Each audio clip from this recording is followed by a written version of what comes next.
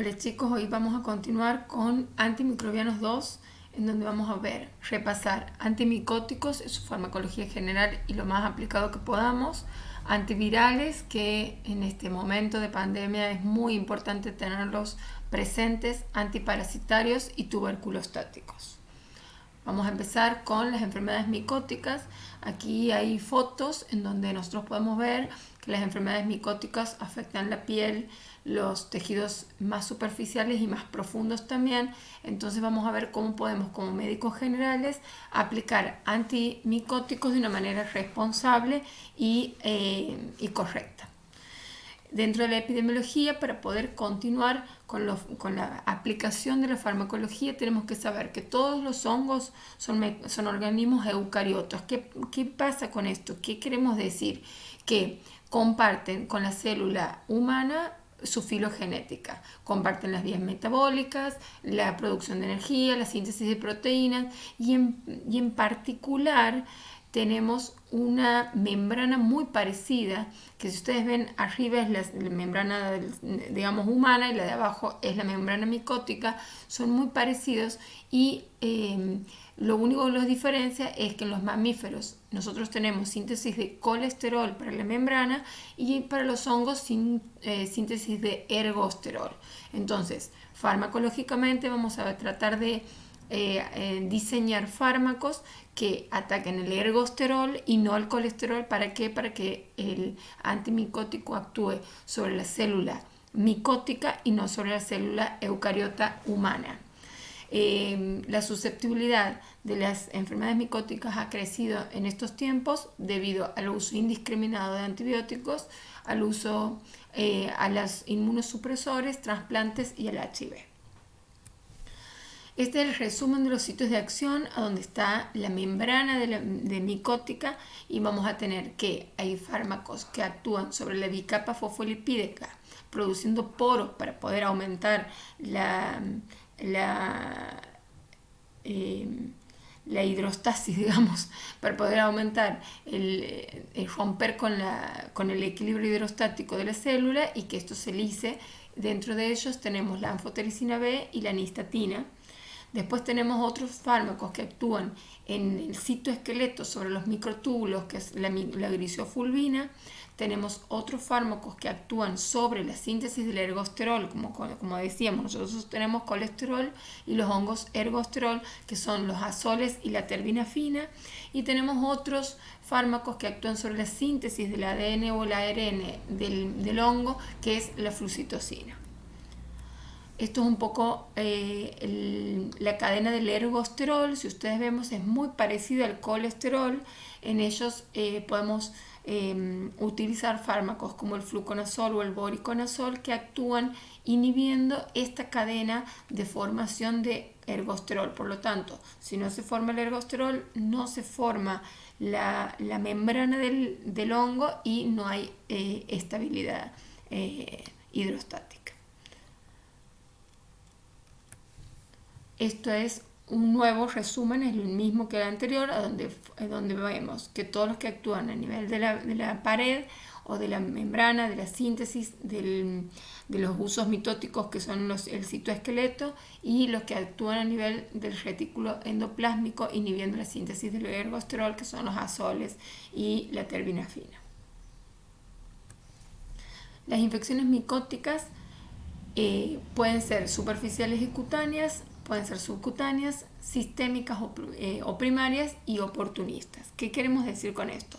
Podemos encontrarlas a nivel de piel y tejidos blandos más profundos, pero también podemos tener enfermedades micosis sistémicas que actúen, que las encontremos en infecciones respiratorias, en infecciones digestivas y oportunistas. ¿Por qué? Porque con la era de la inmunosupresión, tanto por HIV como los trasplantados o como otros inmunosupresores, como los tratamientos con corticoides, en las enfermedades del colágeno, etc., nosotros tenemos las oportunistas que al disminuir las barreras de protección propias del organismo invaden y colonizan nuestro cuerpo.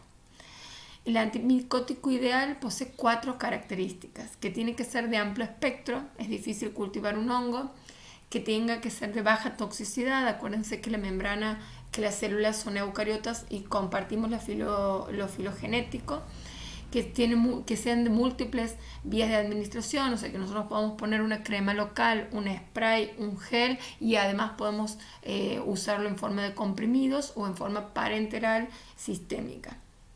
Y lo más importante para algunos casos de micosis profundas es que estos antimicóticos tengan una gran penetración en el líquido cefalorraquídeo, en el hueso, y que lleguen a orina activos para poder tratar infecciones micóticas, como por ejemplo la criptococosis en el líquido cefalorraquídeo de meningitis en inmunodeprimidos, osteomielitis por hongos en pacientes, por ejemplo, diabéticos, etc.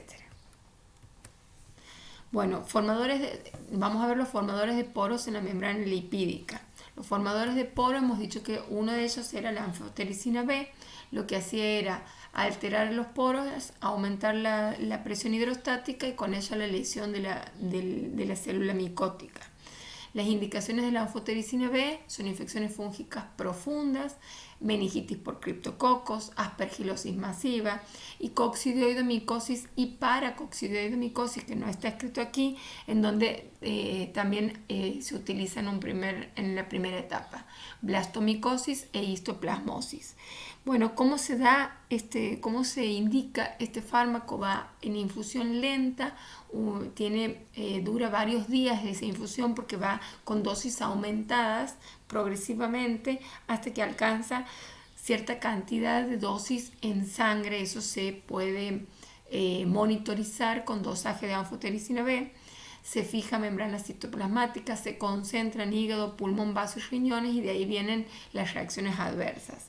Atraviesa meninges inflamadas nomás y placenta. Entonces, la anfotericina B, nosotros como atraviesa meninges inflamadas, la usamos sobre todo para nosotros es lo más común, en meningitis por criptococos en los pacientes HIV-Sida, ¿no? Las reacciones adversas se dividen en tres. Tenemos las sistémicas inmediatas, que es por liberación de citoquinas, o sea, es muy citotóxico. Acuérdense que compartimos filogenéticamente las células con los hongos, entonces hay una toxicidad por los antimicóticos. No es lo mismo que un antibacteriano que veíamos que solamente actúa en las estructuras de una célula procariota, que no tiene nada que ver con nuestra estructura. Bueno, las reacciones sistémicas inmediatas son por liberación de citoquinas, dan fiebre, escalofríos, hipotensión. Se realiza medicación previa, o sea, es cuando van a colocar la anfotericina B, que se coloca cada 24 horas diluida en una infusión continua. Se pone dipirona y dexametasona para evitar estas reacciones sistémicas inmediatas. Los efectos renales, obviamente, provoca isquemia renal, es muy nefrotóxica, provoca hipocalemia. Por lo tanto, cuando nosotros indicamos anfotericina B endovenosas, tenemos que poner paralelos de hidratación parenteral con reposición de potasio y magnesio. Y los efectos hematológicos que da es anemia, pero puede dar pancitopenia también.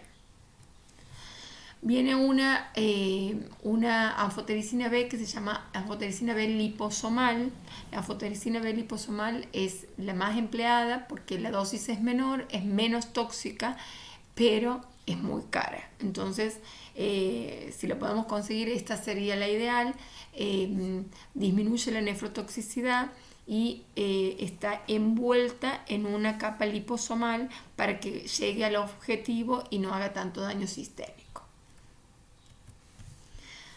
Dentro de los formadores de poros tenemos la nistatina. La nistatina es un agente tópico, es una estructura similar a la anfotericina B, pero hace un efecto local. Se da para candidiasis oral, bucofaringia y esofágica, da como reacción adversa e irritación local. Esta es el famoso Muguet con la candidiasis oral, pero también sirve para candidiasis vaginal. ¿Qué tenemos que decirle al paciente? Que haga buches con nistatina, viene en suspensión, buches con nistatina, con 10 centímetros cúbicos de nistatina cada 8 horas, y si sospechamos que tiene esofagitis por candidiasis, que trague. Si no, puede escupir, si solamente es en boca. Bueno, pasamos a los inhibidores de la síntesis del ergosterol. Hemos dicho que hay una cadena que se hace en el retículo endoplasmático, se forma el ergosterol para formar y sostener la estructura de la membrana del hongo. Nosotros aquí tenemos dos tipos, los imidazoles como el miconazol, ketoconazol y econazol, y los triazoles, el itraconazol, fluconazol y boriconazol. ¿Qué pasa? Tenemos distintas indicaciones, por eso es que el antimicótico ideal tiene que ser de amplio espectro, pero básicamente el boriconazol lo utilizamos en forma sistémica para micosis sistémica, que es el aspergilosis. La aspergilosis se da en pacientes con HIV o en pacientes con cavernas de tuberculosis. Es un hongo que se deposita, que tiene mucha afinidad por el tejido pulmonar, y la indicación es boriconazol. En cambio, el itraconazol y el fluconazol lo podemos dar en forma por vía oral para onicomicosis, también candidiasis y criptococosis. Por ejemplo, aquí tenemos un criptococosis cutánea, en donde el tratamiento es con estos azoles. Tenemos el miconazol y el ketoconazol, que pueden venir en forma de local en cremas. Aquí tenemos la diferencia. El ketoconazol, su absorción es intestinal, depende de su conversión a una sal en un medio ácido, o sea que no puede tomar antiácidos mientras toma ketoconazol, pero también tiene una forma tópica que es para la dermatitis seborreica. El fluconazol es un fármaco muy utilizado, se utiliza en las enfermedades venéreas, por ejemplo en las candidiasis vaginales y genitales masculinos también, en donde nosotros podemos indicar 150 miligramos por semana. Generalmente el varón toma como única vez y la mujer toma entre 3 y 4 semanas 150 miligramos. El más prescripto tiene presentaciones oral y endovenosa. Se difunde el líquido cefalorraquídeo, entonces cualquier paciente que venga con una meningitis y una inmunosupresión de base, uno puede iniciar un fluconazol en la dosis de 200 miligramos día en forma endovenosa. Las reacciones adversas son básicamente idiosincráticas, como el síndrome de Stevens-Johnson, eso quiere decir SSJ, síndrome de Stevens-Johnson, dolor abdominal, diarrea, pero también puede producir alopecia. La presentación, en comprimidos y cápsulas y en frasco ampollas.